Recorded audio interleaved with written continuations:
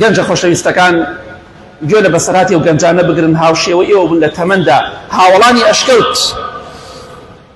دین و ئیمان لای ئەوان لە هەموو شتێک گرنگتر و بەڕێزتر بوو.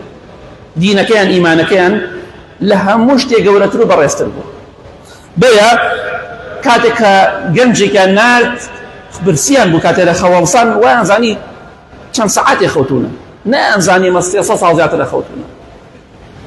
گەنجێکیان نار بڕۆ خواردنمان بۆ بێنم، بەڵام وتی وەلیەتەلەطەف ولا يشعرن بكم أحدا.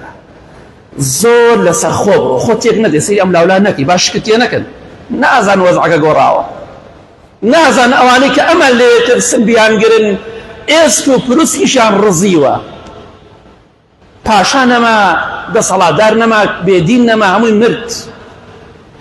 بۆیان ئاگاداری خۆتان، هیچ کەسێک بە هەستان پێ نەکات، خۆتان تێک نەدەن، چونکە وا نەکەن جێگەی گومان بن.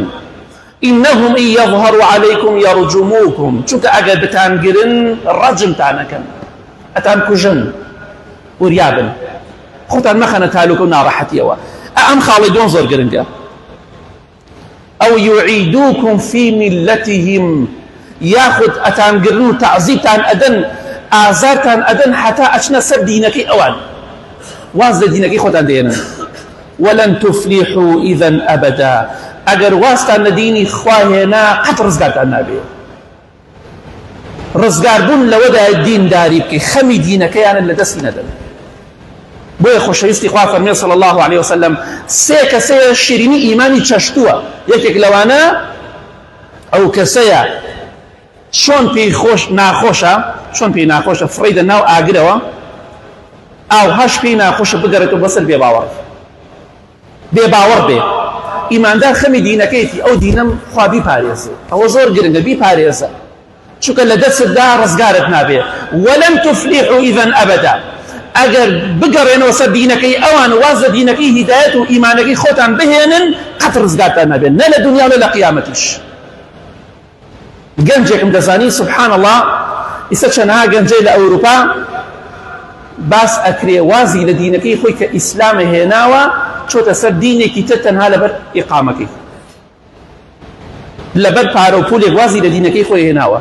وەڵای گەنجێکم دەزانی دەمناسی تەقریبەن لە ڕێ برادەرێکەوە، ئەم گەنجە دینەکەی خۆی لە کوردستانی خۆمان گۆڕی، ڕێک بە تیارە نادیان بۆ دەرەوە. 4 ڕۆژیە، ڕۆژی چوارەم ئەو ڕۆژەی کە دینەکەی گۆڕا، چوارەم ڕۆژی جەنازە بوو، مرد بە بێباوەڕی مرد. ڕۆژ دینی خۆی گۆڕی لە پێناو ئیقامەیەک و مانەوەیەک لە وڵاتێکی بێباوەڕە، بەڵام دنیاشی چوو قیامەتیشی چوو.